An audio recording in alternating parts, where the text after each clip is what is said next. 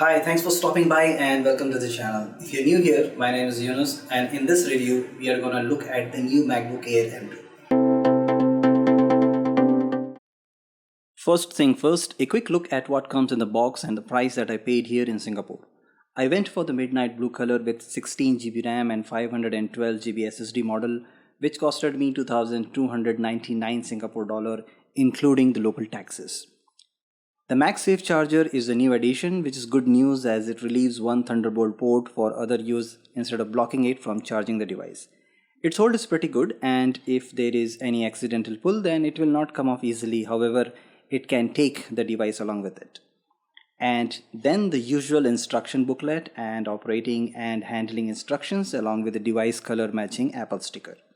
You get the country specific AC plug with USB-C power adapter. This model breaks the iconic wedge-shaped design that Air was known for since its inception to market. So either you hate it or love it, this is going to be the design language hereafter for this model. On one side, you get the two Thunderbolt 3 ports with MagSafe charging port, and on other side there is a 3.5mm headphone jack, and that's pretty much it in terms of ports availability. This new midnight blue color is a go-to color for this model. However, it is a fingerprint magnet. So if you are going for this color, then you need to frequently clean it with a wet wipe. Otherwise, you need to put in a decal, but then what is the use of selecting a color when you cannot flaunt it, isn't it? The keyboard in Air has been improved for quite some time. The key travel and typing on this are really good. I've written a few blog articles on this and loved the keyboard. The trackpad is wide enough with all those gesture controls which we all love it. The fingerprint sensor is also conveniently located and is pretty responsive. Although if you press it too hard, then you will either put the device to sleep or shut it down completely. Another new addition is the camera resolution, which is now 1080p, but then you get this notch. It might initially look as if this is going to be an eyesore, but then you either get used to it or stop noticing it. I have been reading on this device as well, so quite honestly, this notch did not bother me. However, do not base your purchase decision on this because just because you are seeing yourself in 1080p resolution does not necessarily mean the person on the other side will see it too. This is because it depends on the network connectivity with which you are transmitting and also on the connectivity of the other party. As you know, all video streaming softwares prefer performance over quality, so if the network connection is not strong, then it will automatically drop the resolution. It is the same when you watch videos on YouTube, and even though the video may be uploaded with higher resolution, you may not necessarily get that resolution because it would depend on your network bandwidth. The liquid retina screen is gorgeous as advertised, so if you're watching a video in 4K resolution, you get the best experience. For example, watching Netflix on this will not give you Dolby Vision and Dolby Atmos outputs, but the display is very good. The sound output is improved in this model as well. You can hear a sample, but the sound recording will not be the same experience, so you need to experience it yourself, maybe in Apple Store or someone else's Mac here.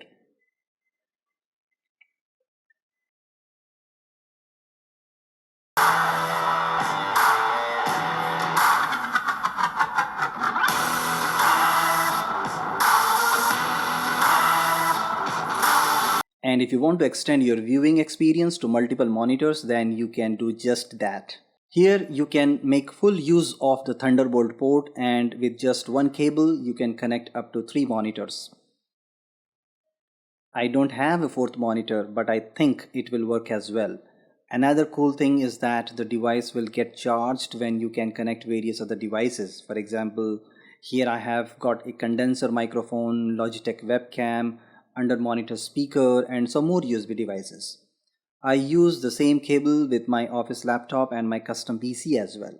That way, I don't have to worry about my peripherals regardless of my device type. This is being made possible with this Thunderbolt 3 dock from a company called Totu.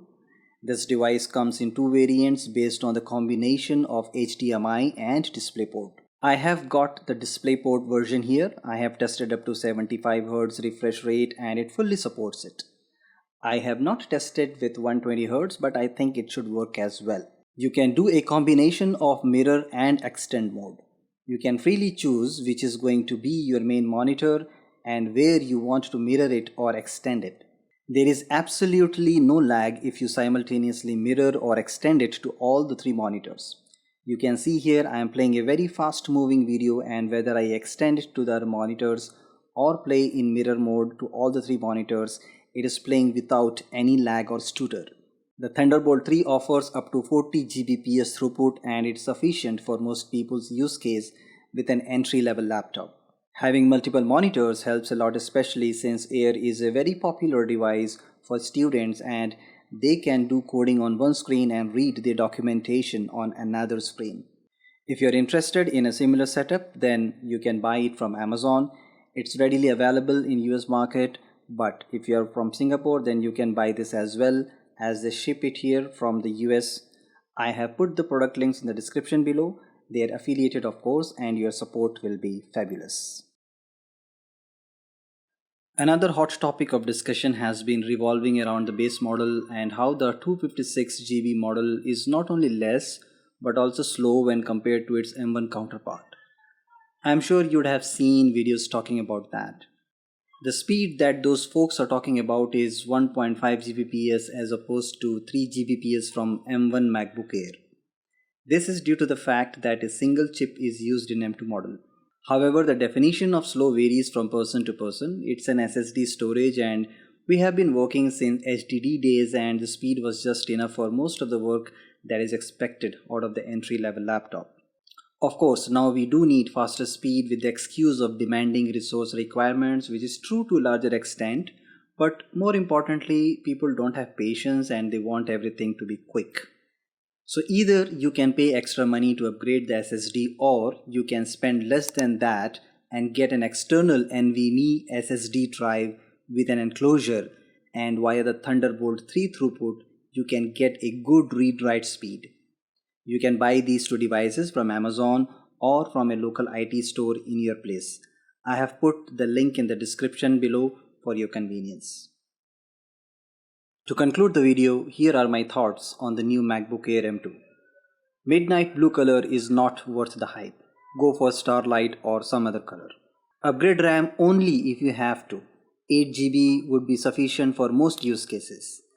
You cannot upgrade RAM later, so you should know your use case before you purchase. If you want to upgrade the storage, then try to leverage the external NVMe SSD option to save money.